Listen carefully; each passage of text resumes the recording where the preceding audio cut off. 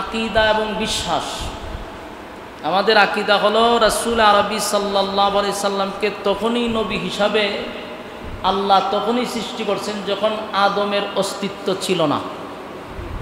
আমার কথা কি বুঝতেছেন? বলুন আমাদের আকিদা কত পরিষ্কার। যখন আদমকে সৃষ্টি করে নাই তখন আমার নবীকে আল্লাহ নবী হিসাবে সিদ্ধান্ত নিয়ে রাখছে। আমি এটাও বলেছি এই রাসূল আরবি সাল্লাল্লাহু আলাইহি সাল্লামকে আল্লাহ শেষ নবী হিসাবে সমস্ত নবীকুলের সম্রাট, সমস্ত নবীগণের নবী এবং রাসূল হিসাবে আল্লাহ আগেই সিদ্ধান্ত নিয়ে রাখছেন। যেই সময় সিদ্ধান্ত নিয়েছেন তখন আদমকে সৃষ্টি করেন নাই, কিন্তু রাসূলকে পাঠাইছেন সবার শেষে। স্বাভাবিক দেখবেন প্রধান অতিথি যিনি, বিভিন্ন মাহফিলে গেলে দেখবেন যার নামটা তাকে সবার উপরে, এই লোকটাকে কিন্তু সবার আগে দেয় না, এই লোকটারে দেয় সবার শেষে। প্রধান অতিথির নাম থাকবে উপরে, কিন্তু উনি বক্তব্য দিবে শেষে। আর মাগরিবের পর থেকে নিয়ে যত বক্তা ওয়াজ করবে খালি প্রধান অতিথির কথাই বলবে যে উনি আসতেছে, উনি আসতেছে, আপনারা বসেন, এর থেকে চমৎকার আলোচনা শুনবেন, এরকম একটা পাবলিসিটি করে। তো রাসূল সাল্লাল্লাহু আলাইহি সাল্লাম দুনিয়াতে আসছেন সকলের পরে, কিন্তু আদম নবীর থেকে নিয়ে ঈসা রুহুল্লাহ পর্যন্ত সমস্ত নবী রাসূলগণ শুধু ওনার ব্যাপারে এই ঈসা পয়গম্বর পর্যন্ত বারবার একটা কথাই বলছেন যে শেষ পয়গম্বর আসতেছে। নবী আসছেন পরে, কিন্তু ওনার প্রচার প্রসারটা শুরু হয়েছে আদম নবীর থেকে নিয়ে ঈসা রুহুল্লাহ পর্যন্ত। আমাদের মূল আকিদা এবং বিশ্বাস, আমাদের নবীকে খাতামান নবিয়্যিন হিসাবে, সমস্ত নবীকুলের সম্রাট হিসাবে এবং রাসূল হিসাবে, শেষ নবী হিসাবে আল্লাহ পাঠাবেন, এটা সিদ্ধান্ত আদম নবীর আগে। আমি যে কথাটা বলতেছিলাম এটা হলো নবীর নবুয়ত। নবী তো হবেন এটা আদম নবীর আগের থেকেই, কিন্তু দায়িত্ব আছে না একটা, দায়িত্বটা কত বছরে পাইছেন? 40 বছর। এইখানেই বেজালটা রাখছে। এত সহজভাবে বোঝানোর পরেও সমালোচকরা চিরুনি অভিযান দেয় বয়ানগুলিতে যে কি বলছে। এখানে আবারও বলছি, রাসূল সাল্লাল্লাহু আলাইহি ওয়াসাল্লামকে নবী হিসাবে সিদ্ধান্ত হলো আদম নবীর আগে, কিন্তু 40 বছর যখন পূর্ণ হলো তখন তো হেরা পর্বতে কোরআন আসছে। কেন এটা আপনি অস্বীকার করতেছেন? এটা অস্বীকার করলে তো আপনি ঈমানই থাকবে না। বরং কোরআন কত বৎসরে নাজিল হয়েছে? রাসূলের যখন 40 বছর পূর্ণ হয় তখন হেরা পর্বতে কোরআন নাজিল হয়। এটাকে কোনোভাবেই কি অস্বীকার করতে পারবেন? সাবা বাইরে অস্বীকার করতে পারবেন? যুক্তি দিয়ে তো আপনি অস্বীকার করতে পারবেন না, সাবা বাইরেও আপনি অস্বীকার করতে পারবেন না। কারণ রাসূলের পূর্ণ 40 বছর হওয়ার পরই হেরা পর্বতে কোরআন নাজিল হয়। 40 বছর আগে নবী ছিলেন না এই কথা তো আমি বলি নাই। আমি তো বলছি আদম নবীর আগ থেকে নবী, কিন্তু দায়িত্ব পাইছে 40 বছর পরে। আপনারা যদি নবুয়তের 40 বছর অথবা 3টা অধ্যায় পড়েন তাহলে এখানে দেখবেন 40 বছরের আগে রাসূল কাউকে আদেশ এবং নিষেধ করে নাই। 40 বছরের আগে কোনো শত্রু রাসূলের ছিল না, কোনো বিরোধিতা ছিল না, রাসূলের উপরে আক্রমণ ছিল না। আক্রমণ শুরু হয়েছে কবে থেকে? 40 বছর পূর্ণ হওয়ার পরে। কেন? 40 বছর পরে কোরআন নাজিল হয়েছে, দায়িত্ব শুরু হয়েছে। এখন রাসূল আদেশ করে, রাসূল নিষেধ করে। কথা বুঝতেছেন? দ্বন্দ্বটা শুরু হয়েছে শেখ আহমদুল্লাহকে নিয়ে। শেখ আহমদুল্লাহর বক্তব্যটাকে নিয়ে যখন আমরাও কথা বলতে যাই, আমরাও ছাড় দেয় না, ইচ্ছা মতো গায়। শেখ আহমদুল্লাহর প্রথম কথাটা আমরাও সাপোর্ট করি না। উনি কথাটা ওনার কোন মন মানসিকতা নিয়ে বলছে এটা ওনার ব্যক্তিগত বিষয়। আমার বিশ্বাস একিন হলো উনি কথাটা বলতে গিয়া হয়তোবা স্লিপ হয়েছে, ওনার মনের ভিতরে হয়তোবা এটা ছিল না। কিন্তু শায়েখ আহমদুল্লাহর এই কথাটা আমরা সাপোর্ট করি না যে 40 বছর আগে উনি নবী ছিলেন না, এটা আমরা সাপোর্ট করি না। আমরা সাপোর্ট করি আদম নবীকে আল্লাহ যখন বানান নাই, নবীকে নবী হিসাবে আল্লাহ সিদ্ধান্ত নিয়ে রাখছে, কিন্তু দায়িত্ব পাইছে 40 বছর পূর্ণ হওয়ার পরে। এটা নিয়ে আর এত সমালোচনা কেন? আল্লাহ আমাদেরকে হেদায়েত দান করুন সকলে বলে আমিন। রাসূল আরবি সাল্লাল্লাহু আলাইহি সাল্লাম এই জগতে রহমত স্বরূপ আসছেন, আমাদের জন্য শুধু নয়, জিন মানুষ সমস্ত পশু পাখি যা আছে সৃষ্টি জগতের সব কিছুর জন্য নবী রহমত। সুবহান। গাছের জন্য নবী, মাছের জন্য নবী, কুল কায়নাতের জন্য নবী। সুবহান। নবী শুধু আমাদের জন্য নবী নয়, জিন্নাতেরও নবী ছিল, মাছেরও নবী, গাছেরও নবী, কুল কায়নাতের নবী। অন্যান্য নবীরা যত নবী রাসূলগণ দুনিয়াতে আসছেন, আল্লাহ কোন গোত্রে গোত্রে নবী পাঠাইছেন। এমনও গোত্র আছে, এমনও সময় গেছে যে একই সময়ে 3-4 জন নবী একসাথে পাঠাইছে, এক এক গোত্রের এক এক নবী।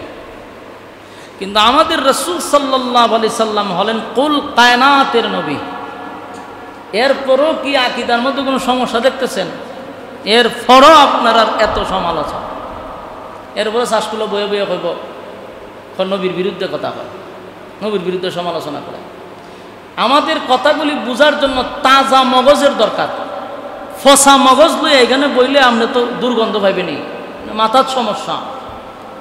পচা মগজ নিয়ে বসলে তো আর কথা ঢুকবে না, এই জন্য তাজা মগজ নিয়ে বসতে হবে। আল্লাহ রাব্বুল আলামিন আমাদেরকে বুঝার এবং আমল করার তৌফিক দান করুক সকলে বলে আমিন। সম্মানিত সুধী, রাসূল সাল্লাল্লাহু আলাইহি ওয়াসাল্লাম সমস্ত নবীকুলের সম্রাট, সমস্ত নবীদের নবী, এটা আমাদের আকীদা এবং আমাদের বিশ্বাস। শুধু এখানেই নয়, আমাদের আকীদা আরো পরিষ্কার। আমরা এটা বিশ্বাস করি যে আমাদের পয়গম্বর জিন্দা নবী, এটা আমাদের আকীদা। আপনার আর কোনো সমস্যা আছে? আর আমাদের আকীদা কি? আমাদের নবী জিন্দা নবী। এবং আমরা এটাও বিশ্বাস করি, আমাদের আকীদা হলো নবীর রওজার সামনে কেউ সালাম দিলে নবী তার নিজ কানে শুনতে পায়। এরপরও শ্বাস তুলে বসে আমাদের আকীদা সম্পর্কে আপনার কথা বলার কারণ হলো আপনার মগজ পচা, আপনার তাজা মগজ না, আপনার মগজটা পচা। আমাদের আকীদা এত পরিষ্কার যে আমরা জিন্দা নবী হিসাবে নবীরে মানি, এবং নবীকে রওজা শরীফে সালাম দিলে নবী নিজ কানে শুনে এবং সালামের উত্তর দেয়। তো উত্তর শুনি না কেন? বলে শোনার মতো কান আমাদের নাই। ওই যে ফসা মগজ, নবী ঠিকই উত্তর দেয়, কিন্তু ওই কান আমি আর আপনি তৈরি করতে পারি নাই, এই জন্য আমরা শুনি না। যারা শোনার এরা ঠিকই শুনে। সুবহান। এটা আমাদের আকীদা। এই জন্য এটা নিয়ে বিভ্রান্ত হওয়ার কোনো সুযোগ নাই।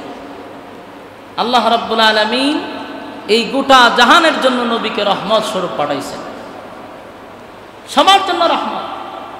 শুধু দুনিয়াতেই না, পরকালেও। পরকালেও বেঈমানদের জন্য নবী রহমত হবে। প্রশ্ন হলো, বেঈমানের জন্য নবী রহমত হয় কেমনে? কারণ বেঈমানরা তো এমনি বিনা হিসাবে জাহান্নামে, বেঈমানের জন্য রহমত হয় কিভাবে? রহমত হলো হাসরের মাঠে যখন আল্লাহ বিচারের মাঠ কায়েম করবে, তখন 50,000 বছর মানুষ দাঁড়ায় থাকবে। আদম থেকে নিয়ে ঈসা নবী পর্যন্ত সমস্ত নবীরা আল্লাহর কাছে কথা বলার সাহসটুকুও পাবে না। শেষে আমার নবী যখন আল্লাহর কাছে দরখাস্ত দিবে যে আল্লাহ বিচারের মাঠ তাড়াতাড়ি কায়েম করেন, উম্মতের এই পরিস্থিতি আমি নবী বরদাস্ত করতে পারতেছি না। বলুন তো দেখি, আদম থেকে নিয়ে ঈসা রুহুল্লাহ কোন নবী আল্লাহর সামনে কথা বলার সাহস পেয়েছে? হবে না। কিন্তু আমার নবী আল্লাহর কাছে বলবেন যে আপনি তাড়াতাড়ি বিচারের মাঠ কায়েম করেন, উম্মতের এই করুণ পরিস্থিতি আমি নবী বরদাস্ত করতে পারতেছি না। আল্লাহ তখন বিচারের মাঠ কায়েম করবে। এর দ্বারা বেঈমানদেরও রহমত। কেন? নবী যদি সুপারিশ না করতো বিচার আরো বড় হইতো, আরো কষ্ট পাইত। কথা কই না দি? যদি নবী দরখাস্ত না দিত আল্লাহ বিচারের মাঠ এত তাড়াতাড়ি কায়েম করতেন না। ওই সূর্য এখনো মাথার কাছেই থাকতো, মগজগুলি গলে গলে পড়তেই থাকতো, কিন্তু আমার নবীর কারণে বিচার শর্টকাট করা হয়েছে। এই জন্য বেঈমানের জন্য নবী রহমত দুনিয়াও পরকাল। যেন এই আকীদা এবং বিশ্বাস আমাদের আছে। আমাদের পুরা বক্তব্য শুনে মন্তব্য করবেন, অনর্থক সমাজের মধ্যে বিভ্রান্ত সৃষ্টি করবেন না। আমাদের আকীদা অনেক পরিষ্কার। এরপরও আপনারা যদি সমালোচনা করেন তাহলে এটা আপনাদের মগজের সমস্যা। আল্লাহ তাআলা আপনাদের হেদায়েত দান করুক। আমরা সবসময় এটা দোয়া করি, অভিশাপ দিচ্ছি না, আল্লাহ আপনাদের হেদায়েত দান করুক। আর হেদায়েত যদি না থাকে কিছু করার নাই। কারণ অনেক লোককে আল্লাহ মোহর মেরে দেয়। এরারে যদি জিবরাইল ওয়াজ করে কোনো কাজ হবে না, মোহর মেরে দিচ্ছে। যেমন আবু জাহেল, রাসূলকে আবু জাহেলটা কম ওয়াজ করছেনি? কথা বলেন। আল্লাহর রাসূল যেই পরিমাণ আবু জাহিল্লারে ওয়াজ করছে, যেই পরিমাণ মুআজিজা আবু জাহেল দেখছে, এরপরেও তার কপালে কালেমা নাই কেন? বলে মোহর মারছে। আর মোহর মারে কোন সময়? যেই সময় বান্দা গ্রহণ করতে চায় না, জানার পরেও সে মানতে চায় না, এই সমস্ত মানুষের কলবে মোহর মারা হয়। একটা লোক আছে না জানি না পাপ করতেছে, বুঝছে না, এই জন্য সে উল্টা পাল্টা কথা বলতেছে। কিন্তু বুঝার পরে জানার পরেও যদি সে আবার একই কাজ করে, বুঝবেন এর কপালে হেদায়েত নাই, এর কপালে মোহর মেরে দিছে। আল্লাহ যেন আমাদের কলবে মোহর না, আল্লাহ যেন আমাদেরকে হেদায়েত দান করে। হেদায়েতের ভিক্ষা আল্লাহর কাছে চাওয়া দরকার। কথা কোন ঠিক? হেদায়েতের জন্য কার কাছে চাইতে হয়? আল্লাহর কাছে চাইতে হয়। হেদায়েত যদি আপনি না চান, আল্লাহ কিন্তু আপনারা দিয়ে যাবেন না। আমি একবার, আমরা কুমিল্লার থেকে প্রোগ্রাম করে রাতের এই সময় 2:30 না 3টা বাজে, 3টার সময় আমরা গাড়ি এক জায়গায় রাইখা চা খাইতে গেছি। এটা আমি অনেক মাহফিলও বলছি, শুধু আপনাদেরকে বোঝানোর জন্য, বাস্তব ঘটনা। তো অনেক সময় আমরা রাস্তাতে বিভিন্ন জায়গাতে চা খাই, এগুলো চা খাওয়ার জন্য আবার ভিআইপি হোটেলে ঢুকতে হয় না, ফুটপাথও ঢুকতে হয়, কারণ রং সাদার ভিআইপি বেছে না। এই হোটেলে গেছে চা খাইতাম, রাত বাজে 2:30 কি 3টা। গিয়া দেখি দোকানদারের দোকানও বড় এক টিভি লাগায় রাখছে। সারা দোকানের মাল বিক্রি করলে ওই তো 2000 টাকা, কিন্তু এর টিভিটার দাম 11-12 হাজার টাকা। এরম দোকান আপনারা দেখছেন নি? সারা দোকানের মাল বিক্রি করলে হয় না 2000, কিন্তু টিভির দাম 22,000। তো গিয়া দিয়ে কতলাম মক্কেল বই রয়েছে 4-5 জন, চাটা খাইতেছে আর টিভি দেখতেছে। না আমরা চিন্তা করলাম, অনেক দূর আইলাম, কোনো দোকান পাইতেছি না, এটা একটা ফাইলাম, তো এক গজব লাগায় তো রাখছে। মানে আমরা তো উজুর মানুষ, টুপি আছে, পাঞ্জাবি আছে, আমরা যদি এই টিভির সামনে বসে চা খাই, এটা মুহূর্তের ভিতরে সোশ্যাল মিডিয়াতে চলে যাবে, যে ওই দেখেন উজুরে কিতা করে, উজুরে চাও খায়, টিভিও দেখে। মানে আমরা বলছি না বিপদ। তখন দোকানদাররে কইলাম যে ভাই সাহ, টিভিটা একটু বন্ধ করেন, আমরা গেলে আপনি ছেড়ে দিয়ে। হে উঠটা কয় হুজুর 1 মিনিট পরে বন্ধ করতেছি, বসেন। হ্যাঁ, আমার এখানে প্রশ্ন হলো যে 1 মিনিট পরে বন্ধ করবো, এখন বন্ধ করলে অসুবিধা কি? 1 মিনিট লাগাইলো কেটে? তো যে গেলাম ভাই বন্ধ করবেন তো 1 মিনিট পরে কেটে, যে ছবিটা চলতেছে এটা বাকি আছে 1 মিনিট, তার মানে হে খতম না দেওয়া পর্যন্ত এটা বন্ধ করতে রাজি না। তাহলে আমার কথায় বন্ধ করতেছে না, তার খতম শেষ হচ্ছে পরে। কারণ আমি একটা মুখ দিয়ে এমনি আইসা পড়ছেন, আল্লাহ আপনার হেদায়েত দান করুন। আপনি তো আমার কথায় বন্ধ করতেছেন না, এই খতম শেষ আপনি বন্ধ করবে, কথা বলতেই হে বন্ধ করে দিচ্ছে। আমি যখন বলছি আল্লাহ আপনার হেদায়েত দান করুক, হ্যাঁ বন্ধ করে দিচ্ছে। তো বন্ধ করে আমার 1 কাপ চা দিচ্ছে। তা আমি চা খাইতেছি, কিছুক্ষণ পরে আমার হুজুর হেদায়েতের মালিককে, কিন্তু চিন্তা করে না ঘটনা কি রে, এখন আমার ওয়াজ করে। আমি হেদায়েতের মালিক তো আল্লাহ। তো হেদায়েতের মালিক যদি আল্লাহ হয়, কোনো ফির শব্দ না, আমি না, কোনো ফির ফকির তো হেদায়েতের মালিক না, আমি না, নবী, আমি তো নবী রাসূল হেদায়েতের মালিক না। হেদায়েতের একমাত্র মালিকানা কার হাতে? এই কিনা আকীদা আপনাদের আসেনি না? নবীরা আল্লাহ হেদায়েতের মালিকানা দিছে না? স্পষ্ট কথা, কোন নবী রাসূলকে আল্লাহ হেদায়েতের দায়িত্ব দেয় নাই। হেদায়েতের একমাত্র মালিক হলো আল্লাহ। আমি বললাম ভাই হেদায়েতের মালিক তো আল্লাহ।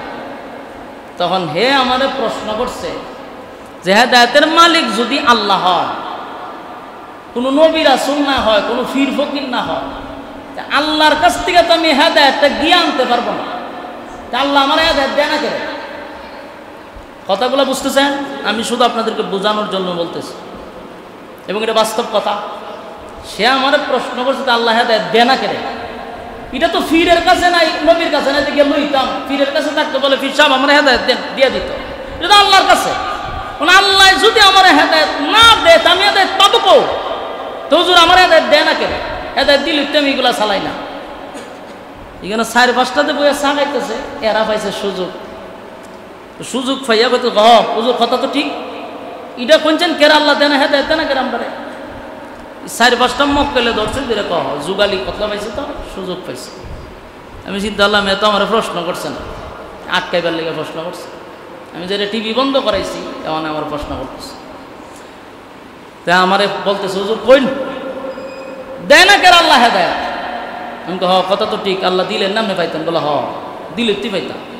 আমি এর উত্তর দিলাম ভাই কোন তো বাচ্চায় যদি না খান দেয়, মা দুধ দেয়নি না, তা আমি আপনি কোন আল্লাহর কাছে যদি হেদায়েত না চান, আল্লাহকে আসমান তেল লাইন না টিভি বন্ধ করে দিব আপনারে? কোনো এটা তো কথা ঠিক। আমি দিলাম আল্লাহ আপনি জীবনে কোনোদিন দোয়ার মধ্যে কইছেননি যে আল্লাহ আমার হেদায়েত দেন না? তা আপনার উদ্দেশ্য কী? আল্লাহ আসমান তেল আনতো লাইন আপনার টিভি বন্ধ করে আপনার হেদায়েত দিত। এরকম কিছু লোক আছে, এরা দেখবেন কইব আল্লাহর হাতে হেদায়েত, আল্লাহ আমার হেদায়েত দিলে তুই হয়। আরে বেটা তুই হেদায়েত কোন সময় চাইছ নি আল্লাহর কাছে? হেদায়েতের জন্য আল্লাহর কাছে চাইতে হয়। হেদায়েত এটা আপনি আমার কাছে না, আল্লাহর কাছে। তা আল্লাহ কাকে দেয়? যখন বান্দা চায় তাকে দেয়। বাচ্চা কানলে যেমন মা দুধ দেয়, বান্দা যদি আল্লাহর কাছে চায় আল্লাহ হেদায়েত দেয়। এই জন্য সব সময় দোয়ার মধ্যে বলবেন আল্লাহ ইহদিনাস সিরাতাল মুস্তাকিম, সঠিক সরল রাস্তার উপরে আমাকে চলার তৌফিক দান করেন। ইয়াদ থাকবো তো ইনশাআল্লাহ। আল্লাহ আমাদের বুঝার এবং আমল করার তৌফিক দান করুক, সকলে বলে আমিন। আপনারা চমৎকার আলোচনা শুনছিলেন কাউসার আহমদ হাসানী সাহেব থেকে। উনি গুরুত্বপূর্ণ কিছু গুনাহ ব্যাপারে আলোচনা করছেন। এই কথাগুলি আপনারা আমল করার চেষ্টা করবেন। আল্লাহ আমাদের সবাইকে কথাগুলির উপরে বলনেওয়ালা শুননেওয়ালা উভয়কে সহি আমল করার তৌফিক দান করুক, আমিন। যারা